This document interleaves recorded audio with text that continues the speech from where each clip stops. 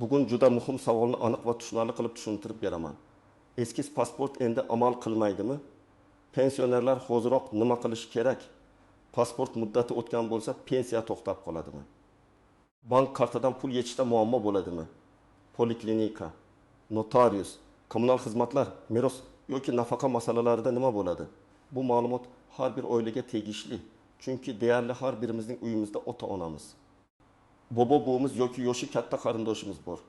Men sizga vahima qilmasdan, lekin kechiktirmasdan nima qilish kerakligini bosqichma-bosqich aytib beraman. Videoni oxirigacha ko'ring. Chunki eng ko'p xato aynan oxirida aytadigan mayda, lekin muhim hujjatlar va muddatlarda bo'ladi. Hozirning o'zida kanalga obuna bo'ling, like bosing. Chunki bunday huquqiy va amaliy ma'lumotlar sizga yoki yaqinlaringizga pul, vaqt va asabni tejab beradi. Avval odamlar shunchaki pasport bilan yurardi. Pasport shaxsni tasdiqlardi, ro'yxatda turgan manzilni ko'rsatardi, bankda, pochta bo'limida, poliklinikada, pensiya bo'limida. Notariusda asosiy hujjat sifatida qabul qilinardi. Yosh katta fuqarolar uchun bu ayniqsa odatiy hol edi. Pasport bir marta olingan, keyin muddat kelganda almashtirilgan.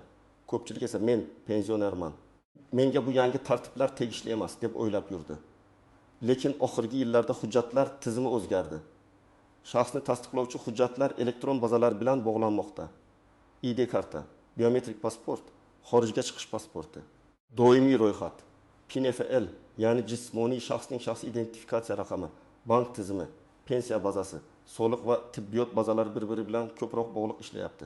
Shu sababli eski muddati o'tgan yoki bazada to'g'ri aks etmagan pasport bilan ba'zi xizmatlarni olish qiyinlashadi.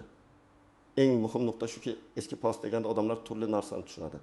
Kimdir eski namunadagi pasportni aytadi. Kimdir biometrik pasportning muddati tugaganini aytadi. Kimdir ID kartaga hali o'tmaganini nazarda tutadi. Kimdir esa xorijga chiqish pasporti bilan ichki hujjatni adashtiradi.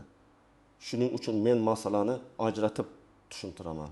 Agar sizda shaxsni tasdiqlovchi hujjatning muddati hali tugamagan bo'lsa, u qaysi turda ekaniga qarab ma'lum vaqtgacha ishlashi mumkin. Lekin agar hujjat muddati tugagan bo'lsa, fotosuratingiz mutlaqo mos kelmasa, familiya o'zgargan bo'lsa, tug'ilgan sana yoki ismda xato bo'lsa, hujjat yaroqsiz holga kelgan bo'lsa yoki elektron bazada ma'lumotlar chiqmayotgan bo'lsa, sizda amaliy muammolar paydo bo'ladi. Ayniqsa pensionerlar uchun bu pensiya olish, bank kartani yangilash, ishonchnoma berish, davolanishga hujjat topshirish, subsidiya, kompensatsiya, meros yoki uy-joy masalalarida bilinadi. Oldin ko'p joyda xodim pasportingizni qo'liga olib, familiya, ism, tug'ilgan yil va manzilni ko'rib xizmat ko'rsatib yuborardi. Masalan, pochta bo'limida pensiya olayotgan pensioneri pasportini ko'rsatardi, imzo qo'yardi, pulini olardi. Bankda ham xodim pasport nusxasini olib, amaliyotni bajarar edi. Notariusda ham ko'proq qog'ozdagi ma'lumotga qaralardi.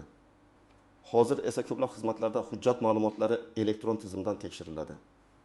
Bank xodimi hujjat raqamini, PNFLni, tug'ilgan sanani bazaga kiritadi. Notarius shaxsni elektron tartibda tekshiradi. Pensiya tizimida ham fuqaroga oid ma'lumotlar boshqa bazalar bilan solishtiriladi.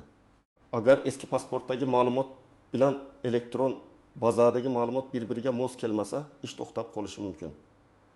Masalan, 68 yoshli otaxon pensiya kartasining muddati tugagani uchun bankka boradi. Bank yangi karta chiqarish uchun shaxsni tasdiqlovchi hujjat so'raydi. Pasport muddati 2 oy oldin tugagan bo'lsa, bank xavfsizlik qoidalariga ko'ra yangi kartani rasmiylashtirmasligi mumkin. Otaxon men har oy shu bankdan pensiya olaman-ku deydi. Lekin bank xodimi uchun muhim narsa bugungi kunda amaldagi hujjatdir. Natijada pensioner avval hujjatini yangilashi, keyin bank kartasini hal qilishi kerak bo'ladi. Yana bir misol. 72 yoshli onaxon uyini nevarasiga hadya qilmoqchi. Notariusga boradi. Pasportdagi fotosurat juda eski, pasport muddati ham tugash arafasida yoki tugagan. Notarius bunday hujjat bilan bitimni rasmiylashtirishdan bosh tortishi mumkin. Chunki mulk bitimlarida shaxsni aniq tasdiqlash juda muhim. Bu yerda notarius sizga ishonmayman demaydi, balki qonuniy xavfni kamaytiradi. Agar ertaga boshqa qarindosh chiqib, bu hujjat bilan bitim noto'g'ri bo'lgan desa, muammo notariusga ham, oilaga ham tushadi. Yana bir holat. Pensioner davolanish uchun sanatoriy yo'llanmasi yoki tibbiy imtiyoz rasmiylashtirmoqchi. Tizimda uning ma'lumotlari eski pasport bo'yicha turibdi. yangi manzil bazada yangilanmagan yoki PNFXL noto'g'ri bog'langan. Bunday vaziyatda xodimlar avval hujjatingizni tartibga keltiring deb qaytarishi mumkin. Odam esa mening kasalligim bor, menga hozir kerak deb qiynaladi. Shuning uchun hujjatlarni kasal bo'lib qolgandan keyin emas, oldindan tartibga keltirish kerak. Birinchi navbatda pasport yoki ID karta muddati tugagan pensionerlar hozirroq harakat qilishi kerak. Muddati o'tgan hujjat bilan yurish hali hech kim so'ramadi degani bilan xavfsiz emas. Bugun so'ramasligi mumkin, lekin ertaga bank, notarius, tibbiyot muassasasi, sud, pensiya bo'limi yoki yo'l patrul xizmati so'rashi mumkin. Ikkinchi guruh pasport muddati yaqin 3-6 oy ichida tugaydiganlar. Men doim shuni maslahat beraman. Hujjatning oxirgi kunini kutmang. Ayniqsa yoshi katta odamlar uchun bir marta bo'lish bilan ish bitmasligi mumkin. Surat, davlat boji, navbat, bozordagi xatolik, manzil bo'yicha aniqlik. Nikoh yoki familiya hujjatlari kerak bo'lishi mumkin. Shuning uchun muddat tugashidan oldin harakat qilish eng to'g'ri yo'l. Uchinchi guruh pasporti yaroqsiz holga kelganlar. Masalan, suv tegib yozuvlar o'chgan, sayfalar yirtilgan, muhrlar ko'rinmaydi, chip ishlamaydi, rasm ajralib qolgan, pasport qattiq shikastlangan. Ba'zi odamlar ichidagi isming ko'rinib turibdi-ku deydi. Lekin rasmiy idoralar uchun hujjatning butunligi va o'qilishi muhim. 4-guruh ism, familiya otasining ismi, tug'ilgan sana yoki tug'ilgan joyda farq borlar. Masalan, pasportda Muhammadjon yozilgan. Pensiya hujjatida Muhammadjon, bank bazasida Muhammadjon bo'lib qolgan. Yoki tug'ilgan kuni bir joyda 2 may, boshqa joyda 20 may. Bunday kichik ko'ringan xatolar nafaqa, meros, bank, sud va notarial ishlarda katta to'siqqa aylanadi. 5-guruh uzoq yillar boshqa hududda yashab, ro'yxat masalasini yangilamagan pensionerlar. Masalan, odam Farg'onada ro'yxatda, lekin 10 yildan beri Toshkentda farzandi bilan yashaydi. Pensiya kartaga tushayotgan bo'lsa ham, ba'zi xizmatlarda doimiy yoki vaqtinchalik ro'yxat, yashash manzili, oilaviy holat, kommunal ma'lumotlar kerak bo'lishi mumkin. Hujjat yangilash jarayonida shu masalalar ham tekshiriladi. Agar sizning ID kartangiz yoki amaldagi biometrik pasportingiz bor, muddati tugamagan, ma'lumotlaringiz to'g'ri, bank kartangiz ishlayapti, pensiyangiz kelyapti. Bozorlarda muammo yo'q bo'lsa, vahima qilish shart emas. Lekin baribir hujjatning amal qilish muddatini tekshirib qo'ying. Ko'p odam pasportning berilgan sanasini ko'radi-yu, amal qilish muddatini ko'rmaydi. Ayniqsa pensionerlar pasportni uyda sandiqda saqlab, faqat zarurat bo'lganda olib chiqadi. Natijada muddati allaqachon tugagani bankka borganda bilib qolishadi. Agar sizda xorijga chiqish pasporti bor, lekin ichki shaxsni tasdiqlovchi hujjatingiz yo'q yoki muddati tugagan bo'lsa, buni ham aralashtirmang. Xorijga chiqish pasporti chet elga borish uchun kerak bo'ladi. Ikki foydalanishda esa ID karta yoki tegishli amaldagi shaxsni tasdiqlovchi hujjat talab qilinishi mumkin. Ba'zi joylarda xorijga chiqish pasportini ko'rib xizmat qilishlari mumkin, lekin hamma joyda bu muammosiz o'tadi deb o'ylamang. Agar pensioner yotib qolgan, o'zi bora olmaydigan bo'lsa ham, demak hech narsa qilib bo'lmaydi deb o'ylamang. Bunday holatlar uchun yaqin qarindoshlar orqali murojaat qilish, vakolatnoma, tibbiy ma'lumotnoma, uyga chiqish tartibi yoki mas'ul idora bilan kelishish kabi yo'llar bo'lishi mumkin. Eng muhimi, avval telefon orqali yoki joyiga borib, aniq tartibni so'rab oling. Birinchi xato pensiyam tushyapti. Demak, pasportim kerak emas deb o'ylash. Pensiya hozir kartaga tushib turgan bo'lishi mumkin. Lekin bank kartangiz muddati tugasa, parolingiz bloqlansa, karta yo'qolsa yoki bank sizdan ma'lumotlarni yangilashni so'rasa, amaldagi hujjat kerak bo'ladi. Pul hisobda turadi, lekin uni olish qiyinlashadi. Ikkinchi xato, mening yoshim katta, menga jarima bo'lmaydi degan ishonch. Amaliyotda yoshi katta odamlarga idoralar tushuntirish berishi, yordam qilishi mumkin, lekin hujjat muddatini o'tkazib yuborish baribir muammo tug'diradi. Eng og'ir tomoni jarima emas, balki kerakli xizmatni o'z vaqtida ola olmaslik. Uchinchi xato, farzandim bo'lib hal qilib keladi deyish. Hamma ishni farzand bir o'zi hal qila olmaydi. Shaxsni tasdiqlash, biometrik ma'lumot olish, rasmga tushirish, imzo, ariza kabi jarayonlarda fuqaroning o'zi ishtirok etish talab qilinishi mumkin. Agar pensioner yura olmasa, bu alohida tartibda hal qilinadi. Lekin oddiy holatda odamning o'zi borishi kerak bo'ladi. 4-xato, hujjatlarni bir-biriga moslamasdan yurish. Masalan, pasport yangilandi, lekin bankka yangi hujjat ma'lumotlari berilmadi. Natijada bank eski ma'lumot bilan ishlayapti. Yoki ID karta olindi, lekin pensiya bo'limi yoki mahalla ma'lumotlarida eski pasport raqami qolgan. Odatda tizimlar o'zaro yangilanadi, lekin hamma holatda avtomatik to'liq ishlaydi deb ish olib qolmaslik kerak. Muhim xizmatlar bo'yicha o'zingiz tekshirtiring. 5-xato: pasportdagi manzil bilan real yashash joyi farqini e'tiborsiz qoldirish. Pensioner farzandinikida yashaydi, lekin ro'yxati boshqa tumanda. Bu har doim muammo degani emas, lekin subsidiya, ijtimoiy yordam, tibbiy biriktirish, uy-joy, notarius yoki sud ishlarida savollar tug'ilishi mumkin. Manzil masalasini ham vaqtida aniqlashtirish kerak. 6-xato: eski pasportni tashlab yuborish. Yangi hujjat olgandan keyin eski hujjatning o'zi bekor qilingan bo'lishi mumkin, lekin undagi eski vizalar, muhrlar, nikoh, ro'yxat, ayrim tarixiy ma'lumotlar yoki avvalgi hujjat raqamlari ba'zan kerak bo'lib qoladi. Eski hujjat idorada olib qolinishi yoki belgi qo'yib qaytarilishi tartibga bog'liq. Qanday bo'lmasin, eski hujjat raqamini, berilgan sanasini, nusxasini saqlab qo'yish foydali. Endi eng muhim amaliy qismga o'tamiz. Men sizga oddiy, tushunarli reja beraman. Agar uyingizda pensioner bo'lsa, bugunoq shu reja bo'yicha tekshirib chiqing. Birinchi qadam hujjatni qo'lga olib, amal qilish muddatini tekshiring. Faqat pasport bor yo'qligini emas, aynan muddati tugagan tugamaganini ko'ring. Hujjatda ism, familiya, tug'ilgan sana, shaxsiy raqam, rasm, seriya va raqam, berilgan sana, amal qilish muddati bo'ladi. Agar ko'zingiz yaxshi ko'rmasa, farzandingizdan yoki ishonchli odamdan o'qitib oling. Muddati tugagan bo'lsa, kechiktirmang.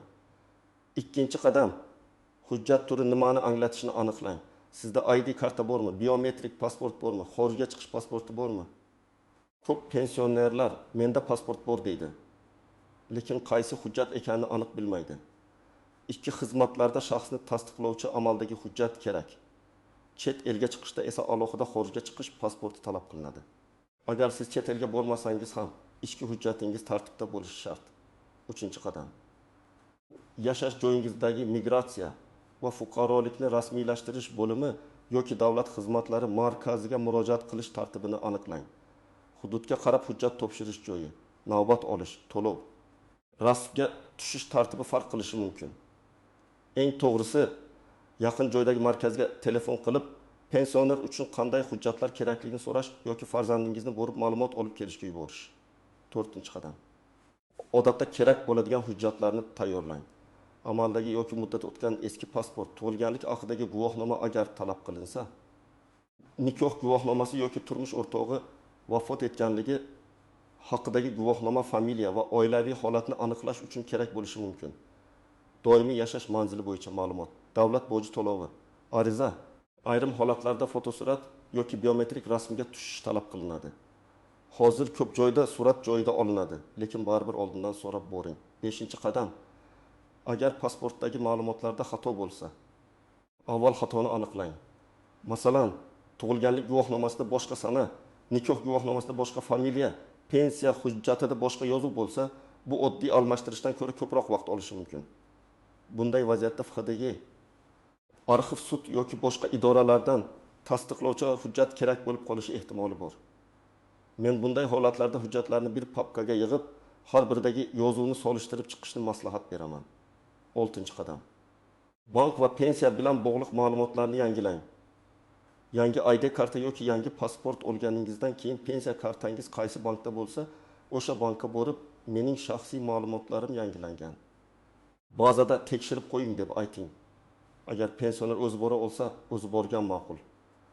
Bankda yangi hujjat raqami, amal qilish muddati, telefon raqami, karta ma'lumotlari yangilanishi mumkin.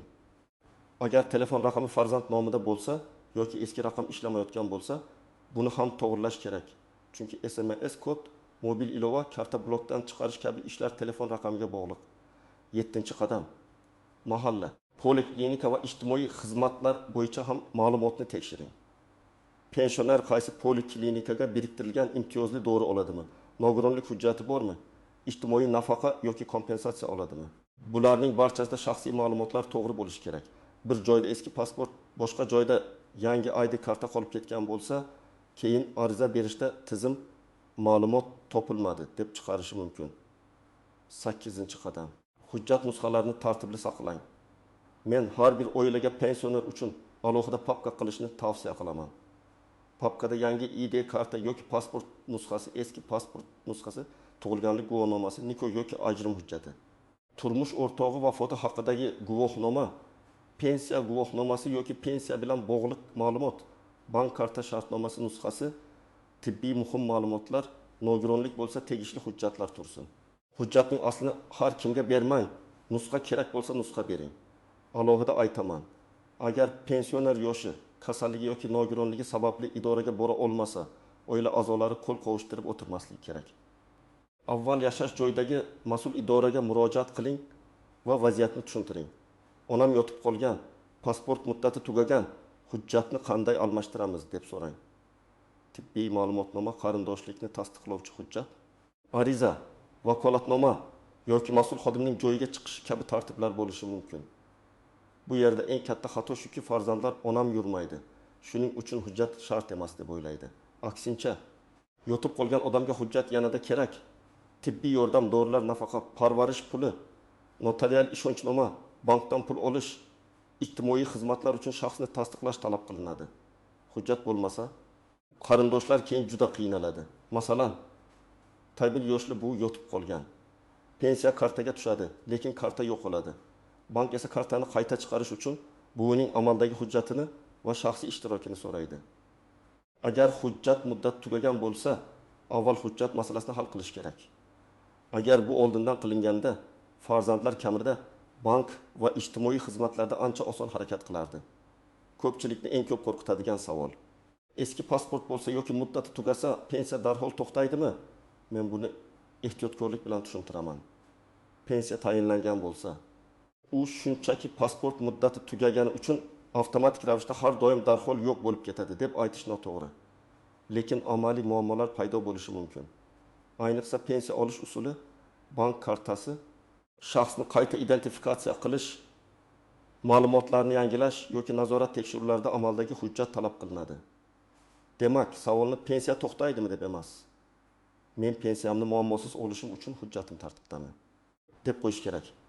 Agar hujjat tartibda bo'lsa, bank kartangiz ishlasa, ma'lumotlar mos bo'lsa, muammo ehtimoli kamayadi.